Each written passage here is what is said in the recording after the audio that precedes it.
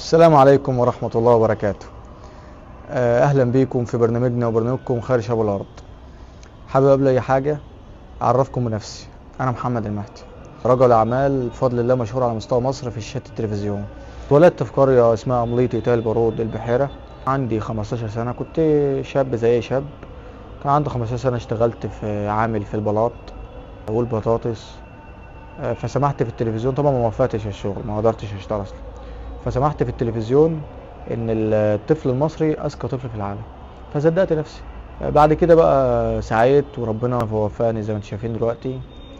طب انت يا عم محمد، خلاص ما حياتك ما شاء الله جميله، طب انت ايه اللي دخلك في السوشيال ميديا؟ انا ما كنتش ليا في السوشيال ميديا نهائي، لحد ما تكرمت نموذج ناجح للشباب في قناه الحدث اليوم، فدخلت الفكره بقى عندي. انا طموحي ابقى رئيس جمهوريه. واحد رد عليا، طب انت هتبقى رئيس جمهوريه، فين الشباب اللي معاك؟ فين الشباب معاك يبقى لما تيجي بمستوى رئيس جمهورية؟ فين الشباب معاك اللي هيكون مساند معاك، اللي هيكونوا وزراء معاك، اللي هيكونوا دكاترة معاك، اللي هيكونوا مهندسين معاك، اللي هيكونوا عمال معاك؟ فين؟ البرنامج بتاعي هدفه هو ده بقى. ايه هدفه؟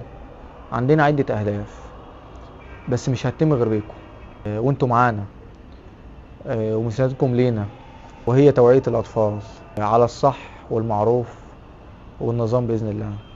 والبلد دي مش هترجع رقم واحد تاني زي ما كانت على أيام سيدنا يوسف غير بيكم.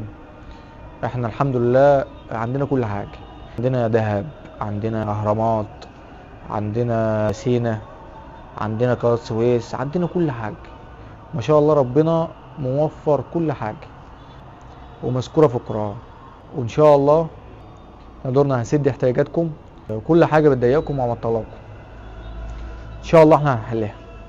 هنتكلم مع بعض كل يوم بقى في كل حاجة، هنتكلم مع بعض كل يوم في كل حاجة بتدور في بيوتنا من مشكلات ظروف.